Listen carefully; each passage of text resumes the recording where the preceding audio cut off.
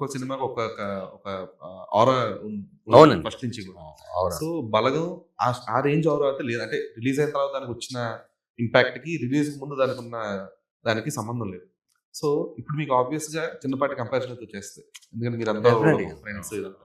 So దాని తాలూకు భయం కానీ లేదంటే దాని తాలూకు టెన్షన్ కానీ ఈ ప్రోడక్ట్ మీద అవుట్పుట్ విషయంలో కానీ మిమ్మల్ని మీరు ఒక 10 సార్లు క్రాస్ చెక్ చేసుకునేలాగా లేదంటే ఇంకా కాస్త బెటర్మెంట్ కోసం ప్రయత్నించలేమని చేసిందా? అంటే ఏ కథకి ఆ కథేనండి. Hmm. బేసిక్గా నేను వేణుకు కూడా ఈ కథ చెప్పాను. నేను బాగుంది అన్నాడు.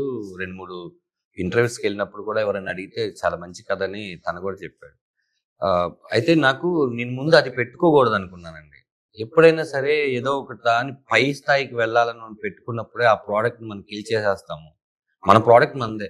మన ప్రోడక్ట్ లో ఉన్నటువంటి అంటే మన దగ్గర ఎంత చపాతీ పిండి ఉంటుందో దాంతో ఎన్ని చపాతీలు చేయగలమే చూడాలి తప్ప ఈ మెంబర్ ఆఫ్ చపాతీలు చేసేద్దామని చపాతీ సైజ్ తగ్గించకూడదు కదా.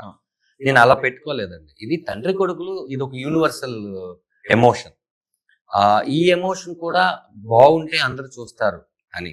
కాకపోతే మీరు అన్నట్టు నా ఫ్రెండ్ వేణు అవడం, బలగం లాంటి ఒక పెద్ద సూపర్ డూపర్ హిట్ సినిమా తీయడం వల్ల తనను చూసి నేను డైరెక్టర్ అయ్యానేమో అని అనుకునే వాళ్ళు ఉంటారు. బట్ అది రియాలిటీ కాదు. నాకు ఒక చిన్నది ఏంటంటే, నేను తన పేరుని ఎక్కడ చెడగొట్టకూడదు. మిగతా వచ్చే ఏ కమెడియన్స్ అయినా మళ్ళీ డైరెక్షన్ చేద్దాం అనుకున్నప్పుడు ఎవరో ఒకరు అవుతారు కానీ అందరం అవ్వలేము అనే ఒక నిరుత్సాహానికి వాళ్ళు వెళ్ళకూడదు. కాబట్టి నేను ఈ వేణు కన్నా ఇంకా వచ్చే వాళ్ళని దృష్టిలో పెట్టుకొని ఈ సినిమాని జాగ్రత్తగా బాధ్యతగా చేద్దామని చేశాను. ఓకే. ఎందుకంటే కమెడియన్స్ డైరెక్షన్ ఫస్ట్ టైం అంటే ఎంఎస్ నారాయణ గారు చేశారు, సుబ్రహ్మణ్యం గారు చేశారు. సో వీళ్ళందరూ తీసుకుంటూ వచ్చారు. సో ఇంక ఈ ప్రెసెంట్ జనరేషన్ కి మీరు అనమాట ఇప్పుడు.